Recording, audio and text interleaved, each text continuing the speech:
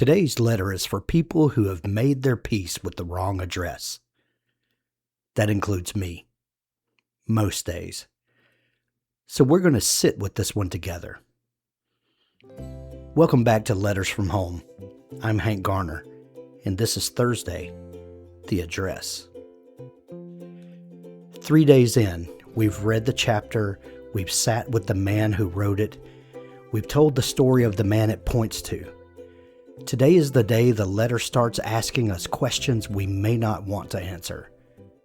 So here is the question. If Hebrews 11 is right about who we are, if we are pilgrims and sojourners and resident aliens, if we have permanent address somewhere else, then why doesn't most of our life look like that? I will be specific. Most American Christianity, my own included, does not feel like a road. It feels like an address. We have houses. We have nice porches. We have garages full of things we don't use. We have churches with parking lots and overflow parking lots and coffee bars in the foyer. We have retirement accounts. We have insurance policies. We have plans for the next 5 years and the next 10 and the next 20. I'm not saying that any of that is wrong. I'm not saying you should sell your house and live in a tent. That's not what this chapter is asking. But I am saying we have to be honest about something. Our lives, as American Christians, look almost identical to the lives of our neighbors who do not follow Jesus at all. We live in the same kinds of houses. We chase the same kinds of jobs. We have the same kinds of vacations. We worry about the same kinds of things. And Hebrews 11 looks at all of that and says, that does not sound like the family. This is hard. I want to be honest about that. I do not have a clean answer for it. There's no formula here. There's no 5-step program. There's no clear line in the sand that I can give you and say, on this side you're a pilgrim, and on that side you are settled. But the chapter is asking. The chapter is honest. The chapter does not let us off the hook. The writer of Hebrews lets the heroes of faith have it both ways. He says, by faith they subdued kingdoms. By faith they worked righteousness. By faith they obtained promises. By faith they stopped the mouths of lions and quenched the violence of fire and escaped the edge of the sword. Some of them did. Good. We like that part. We name our churches after that part. But then he keeps going. Verse 35. Same chapter, same paragraph. Others were tortured, not accepting deliverance, that they might obtain a better resurrection. Still others had trial of mockings and scourgings, yes, and of chains and imprisonment. They were stoned, they were sawn in two, were tempted, were slain with the sword. They wandered about in sheepskins and goatskins, being destitute, afflicted, tormented, of whom the world was not worthy. They wandered in deserts and mountains, in dens and caves of the earth. And then verse 39. And all these, having obtained a good testimony through faith, did not receive the promise.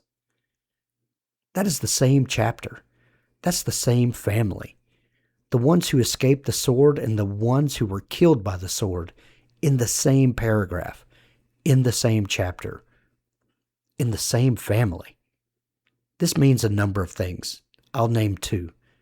The first thing it means is that faith does not promise comfort.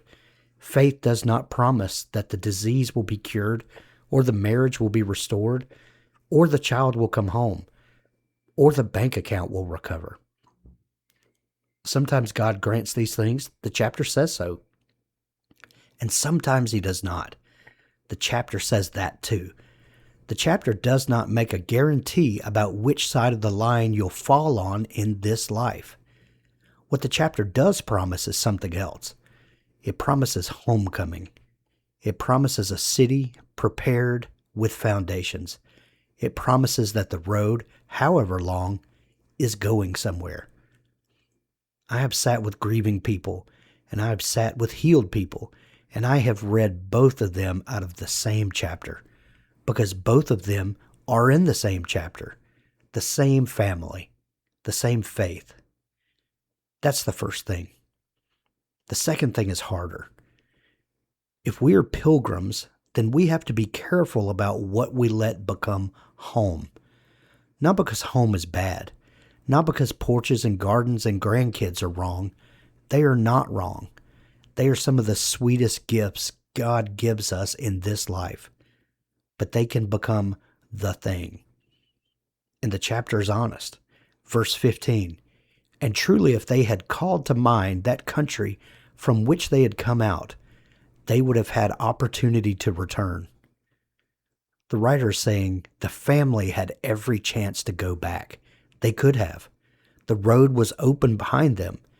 They just didn't take it. They kept walking. You and I have every chance to make peace with the wrong address, to call this country home in a way that the family never did. We have every chance to fill our houses and our calendars and our hearts so completely with this life that we lose the ache for the next one. That ache is the gift. The ache is what the chapter's naming. The strangers and pilgrims confessed they were strangers and pilgrims. They knew. They felt it. They did not try to make the ache go away. They held it, and they kept walking. So here's the question, the honest one, the one I want to leave you with today.